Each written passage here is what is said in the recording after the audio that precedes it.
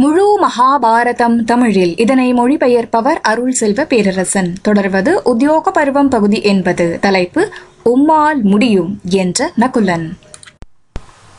Thou can, said Nakula. உத்தியோக பருவா section 80. Mahabharata இன் தமிழ். இது பகவத்யான பருவம் 9.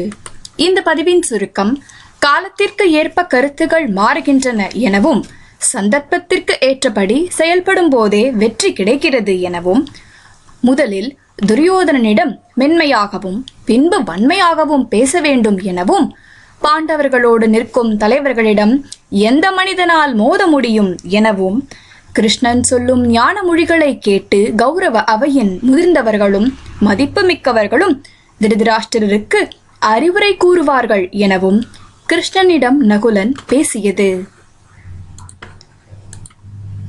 இப்பொழுது உத்தியோக பருவம் பகுதி 80 உம்மால் முடியும் என்ற நகுலன்.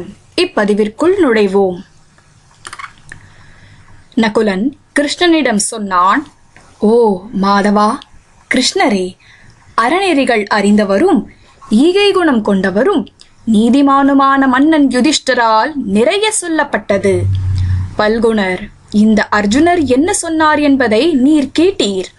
ஓ வீரரே, கிருஷ்ணரே, என் கருத்தை நீரே பலமுறை வெளிப்படுத்திவிட்டீர்.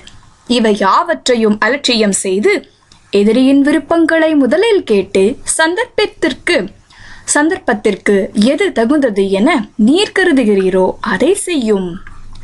ஓ கேசவரே, கிருஷ்ணரே, பல்வேறு விவகாரங்களுக்கு எடுக்கப்பட்ட முடிவுகளும் பல்வேறு வகையிலேயே இருக்கின்றன. எனினும் ஓ எதிரிகளை தண்டிப்பவரே கிருஷ்ணரே, சந்தர்ப்பத்தை நோக்கில் கொண்டு ஒரு மனிதன் செயல்படும் போதே வெற்றி வெல்லப்படுகிறது. ஒரு சந்தர்ப்பத்தில் ஒரு பொருள் ஒரு வகையில் தீர்க்கப்பட்டால் வேறு ஒரு சந்தர்ப்பத்தில் அது தகாததாகி வேறுபடுகிறது. எனவே ஓ மனிதர்களில் முதன்மையானவரே கிருஷ்ணரே, இவ்வுலகத்தின் மனிதர்கள் எவரும் ஒரே கருத்துடன் தொடர்ந்து இருக்க முடியாது. நாங்கள் காட்டில் வாழ்ந்தபோது எங்கள் இதயங்கள் ஒரு குறிப்பிட்ட செயல்பாட்டை செய்ய விரும்பியது. நாங்கள் தலைமறைவாக இருந்தபோதோ அது வேறு ஒரு வகையில் இருந்தது. இப்போதோ ஓ கிருஷ்ணரே, இனியும் தலைமறைவு வாழ்வு தேவைப்படாத போது எங்கள் விருப்பங்கள் வேறு விதமாக மாறியிருக்கின்றன.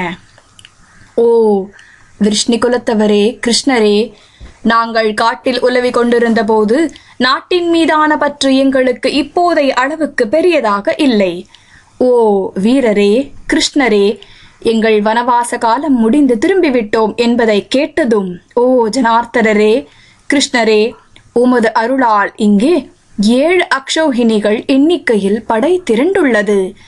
நினைத்து பார்க்க முடியாத அளவு வலிமையும் ஆற்றலும் கொண்ட இந்த மனிதர்களில் புலிகள் ஆயுதங்களுடன் போருக்கு தயாராக நிற்பதை காணும் எந்த மனிதன்தான் அச்சத்தால் பீடிக்கப்பட மாட்டான். எனவே குருக்கள் மத்தியில் சென்றதும் முதலில் மென்மை நிறைந்த வார்த்தைகளையும் பிறகு அச்சுறுத்துவனவற்றையும் பேசி அந்த தீய துரியோதனனை அச்சத்தால் நீர் பதைபதைக்க வைப்பீராக.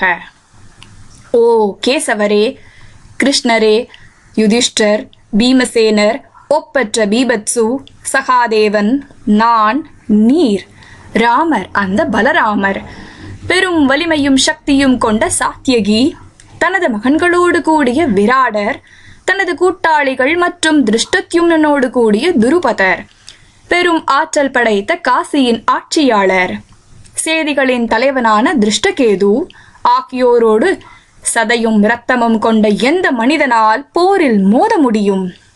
ஓ வலிய கரங்கள் கொண்டவரே கிருஷ்ணரே, நீர் அங்கு சென்றதுமே நீதிமானான மன்னன் யுதிஷ்டர் விரும்பிய நோக்கத்தை சாதிப்பீர் என்பதில் ஐயமில்லை. ஓ பாவமற்றவரே கிருஷ்ணரே, விதுரர், பீஷ்மர், துரோணர், பாக்லீகர் ஆகியோர் நீர் சொல்லும் ஞான மொழிகளை புரிந்து கொள்வர். அந்த அறிவுரைக்கேற்ப நடக்குமாறு மனிதர்களின் ஆட்சியாளரான திருதராஷ்டிரரையும் பாவம் நிறைந்த மனநிலை கொண்டவனான சுயோதனனையும் அந்த துரியோதனனையும் அவர்கள் வேண்டிக் கொள்வார்கள். ஓ ஜனார்த்தனரே கிருஷ்ணரே, நீர் பேச்சாளராகவும் விதுரர் கேட்பவராகவும் இருக்கும்போது மென்மையாகவும் சாதாரணமாகவும் எந்த காரியத்தை தான் விளக்க முடியாது என்றான் நகுலன்.